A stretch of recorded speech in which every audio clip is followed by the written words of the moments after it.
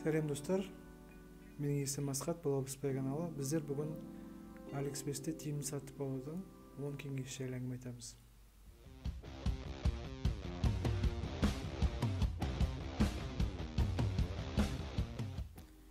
Бұл видеоны түсірудің бас себебі 11 қараша келе жатқан. 11 қараша күні Алиэкспрессте жаппай сатылым болады. Және де осы кеңестер сіздерге тиімді сатып алуға жәрдемдеседі деген үміттемін. Бірінші кеңес бұл іздеу. Және іздеген кезде ағылшынша іздеген жөн. Өйткені қазақша немесе орысша жазылған сөздерді Алиэкспресстің іздеу алгоритмі түсінбейді. Сондықтан да қандай да бір зат іздесеңіздер, бірінші іздеген затыңызды ағылшынша аударыңыздар Google Translate арқылы, содан кейін барып іздеңіздер. Сонда ғана өзіңізге керек затты табуыңызға болады. Екінші себеп, егер алатын затыңызға асығыстық болмаса, қандай бір мысалы мейрамға или туған күнге алатын ойыңыз болмаса, асықпаңыз. Екінші кеңес, сатып алуға асықпаңыз.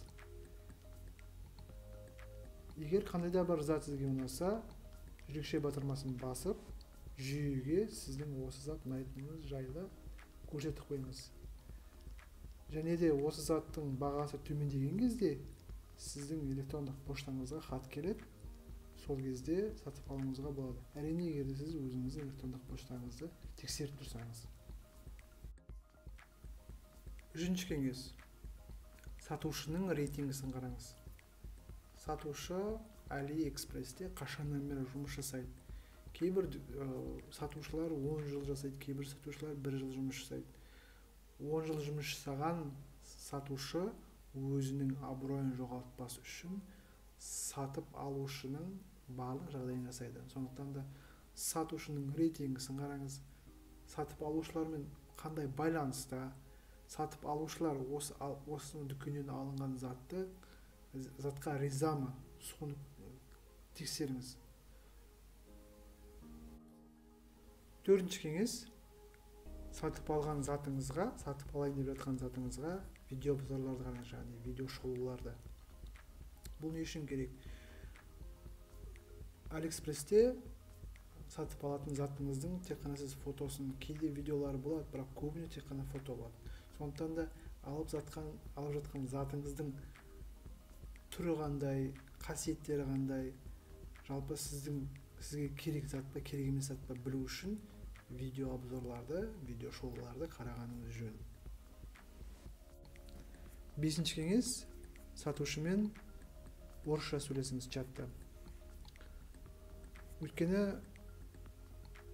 сіз орысша жазған кезде система, жүйе, Алиэкспресс жүйесі автоматты түрде сіздің жазғаныңызды ағылшынға аударады, немесе қытай тіліне аударады. Ар жағындағы, арғы бетте отқан сатушының өзі мүмкін сізге қытайша жазады, бірақ сізге орысша болып келеді. Сондықтан да егер сіз қазақша жазсаңыз чатта, сіздің жазғаныңызды жүйе дұрыс аудармайды. Соның кесірінен түсініспеушілік болады. Сондықтан да чатта тек қана орысша, ағылшынша білсеңіз, әрине ағылшынша жазған жөн.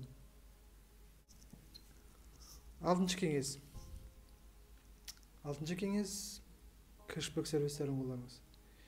Кэшбэк дегеніміз, ол жаңа сіздің осы тауар сатып алуға жұмсаған ақшаңыздың белгілі бір процентін сізге қайтарады. Кэшбэк сервистер қазір өте көп. Мен мысалы Letyshops қолданамын. Егер тіркелгіңіз келсе, ссылка қалады, астында төменде тіркеліңіз, сіздің шотыңызға қосымша ақша түсіп тұрады. Жетінші кеңес. Қолыңызға затты алғаннан кейін, затты алғаныңыз жөнінде растауға асықпаңыз.